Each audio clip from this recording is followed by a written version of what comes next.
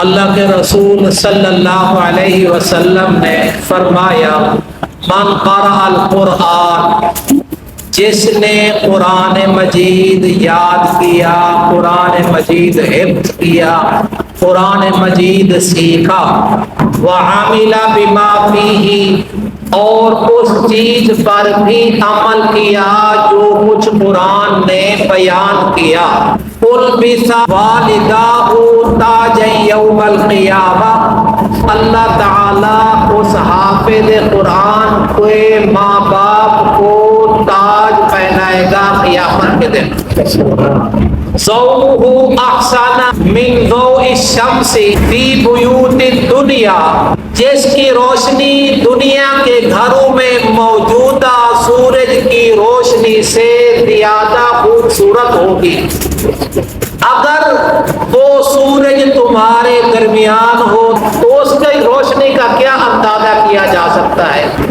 آگے آقا صلی اللہ علیہ وسلم نے فرمایا فما ظنکم بالذی عمل بہذا، کیا خیال ہے تمہارا اس حافظ قرآن کے بارے میں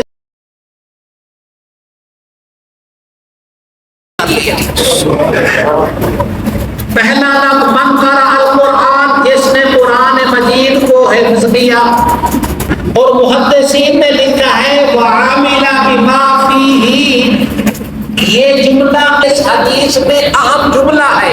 وہ کیا ہے کہ یعنی قرآن مجید نے جن عقائد، عبادات، اخلاق اور معاملات کا حکم دیا ہے، انسان اپنی استطاعت اور طاقت کے مطابق ان پر عمل کرتا ہے۔ جن چیزوں سے روکا ہے ان سے بچنے کی کوشش کرتا ہے۔ نبی صلی اللہ علیہ وسلم کے اس فرمان میں یہ جملہ کیا ہے؟ اہم حصہ ہے، اہم ترین جملہ ہے۔ اللہ تعالیٰ نے عقائد کو بیان کیا تو قرآن مجید میں، اور عبادات کو ذکر کیا تو وہ بھی قرآن مجید میں، اوامر ہیں تو بھی قرآن مجید میں، نواہی ہیں تو بھی قرآن مجید میں۔ جو قرآن سیکھتا ہے تو پتہ ہے کہ عقائد کیا ہے، جو قرآن مجید سیکھتا ہے تو پتہ چلے گا کہ عبادات کیا ہے، جو قرآن مجید سیکھے گا تو پتہ چلے گا کہ اللہ کے اوامر کیا ہے، اللہ کے احکام کیا ہے، اللہ کا آرڈر کیا ہے، اور قرآن مجید سیکھے گا تو پتہ چلے گا کہ نواہی کیا ہے، اللہ تعالیٰ نے کن چیزوں سے روکا ہے، اس سے بچنا ہے۔ یاد رکھیں تقوی کا معنی یہ نہیں ہے کہ بچ جانا، تقوی کا معنی ہے بچنا، یعنی کوشش کرنا گناہوں سے بچنا۔ اور اگلا جملہ ہے البس والداہ تاج یوم القیامہ، اس کے والدین کو قیامت کے دن تاج پہنایا جائے گا جس کی روشنی سورج کی روشنی سے بھی زیادہ ہوگی۔ کیا خوش نصیبی ہے، کتنے خوش نصیب ہیں جن کے بچے بچیاں حافظ قرآن اور حافظہ بن چکے ہیں یا بن چکی ہیں یا آگے بنانے کے پروگرام ہیں، تو انشاءاللہ اللہ تبارک و تعالی ان کے والدین کے لیے بھی تاج بنا چکا ہے۔ اللہ کے علم میں ہے کہ فلاں کا بیٹا فلاں کی بیٹی حافظ بنیں گے، بنے گا، بنیں گے، جو بعد میں بنیں گے اللہ نے ان کے والدین کے لیے اب تاج بنا رکھا ہے۔ اگلے حدیث جملے سے سنانے سے پہلے ایک چھوٹا سا واقعہ سناتا ہوں، ایمان تازہ ہوگا۔ ایک بیٹا آیا اپنے باپ کے پاس اور اس نے آ کر کہا ابا جی مبارک ہو، آپ کا پوتا حافظ قرآن بن گیا۔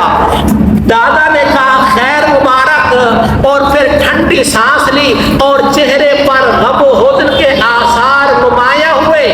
وہ بیٹے تھے جو شکل پہچانتے تھے۔ آج کے بچے ماں باپ کو دیکھنا نہیں چاہتے، ماں باپ بلانا چاہتی ہے، وہ ٹائم نہیں دینا چاہتے۔ ذرا سوچا ہے کیوں؟ بولے سوچا ہے ہم نے کون سے اللہ کے قرآن سے تعلق جوڑا ہے؟ اللہ کے قرآن سے تعلق کٹے گا تو ساری دنیا بھی کٹ جائے گی۔ اللہ تعالیٰ سے تعلق بنے گا تو سارے رشتے داروں کو پہچانیں گے۔ بیٹے نے آ کر باپ کو بتایا کہ آپ کا پوتا حافظ قرآن ہو گیا، حافظ قرآن ہو گیا۔ اس نے خیر مبارک کہی اور ٹھنڈی سانس لی۔ بیٹے نے باپ کی ٹھنڈی سانس کو بھی سنا، چہرے پر غم و حزن کی کیفیت بھی دیکھی۔ اور جب غم و حزن کی کیفیت دیکھی تو بیٹے نے پوچھا بابا کیا بات ہے، آپ کے چہرے پہ غم و حزن کے آثار نمایاں ہیں۔ باپ نے کہا یہ جو بیٹا تیرا حافظ بنا ہے اس کی وجہ سے تاج تجھے پہنایا جائے گا، باپ کو پہنایا جائے گا، دادا کو نہیں پہنایا جائے گا۔ بیٹا اٹھا، 1 سال چند ماہ کچھ وقت گزرا، کچھ مہینوں کے بعد بیٹا آیا اور اپنے باپ کو کہتا ہے بابا آپ کا پوتا تو حافظ بنا تھا، وہ تو آپ کو بتایا ہے، مبارک ہو اللہ نے آپ کے لیے بھی جنت میں تاج بنا دیا ہے، کیونکہ آپ کا بیٹا بھی حافظ قرآن بن گیا ہے۔ قرآن کے ساتھ ہمارا تعلق 3 مرحلوں میں ہونا چاہیے۔ تلاوت یہ بھی صحیح ہونی چاہیے، تلاوت سیکھیں گے تو صحیح ہوگی، سمجھنا بھی ہے، عمل بھی کرنا ہے۔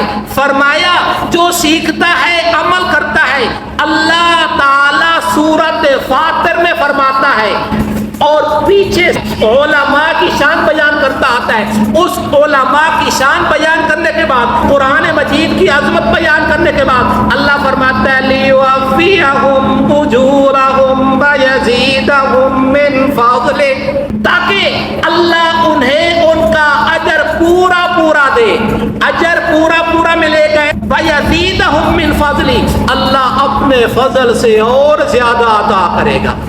وجہ کیا ہے؟ انہ غفور شکور، وہ بہت زیادہ بخشنے والا اور قدردان ہے، جو خود قرآن مجید کی ترتیب پہ دنیا کو چلا رہا ہے اور قرآن مجید سیکھنے والا سیکھنے کی نیت کر چکا ہے، تو اللہ تبارک و تعالی جب اس کو عطا کرے گا القیامت کے دن پتہ چلے گا کہ کتنا حافظ قرآن، قاری قرآن، عامل قرآن اور سیکھنے والے قرآن کو اللہ تبارک و تعالی کتنا نوازتا ہے۔ حافظ قرآن 10 ایسے آدمی کی شفاعت کرے گا جن پر جہنم واجب ہو چکی ہوگی۔ تو ہر گھر میں ایک حافظ قرآن ہونا چاہیے۔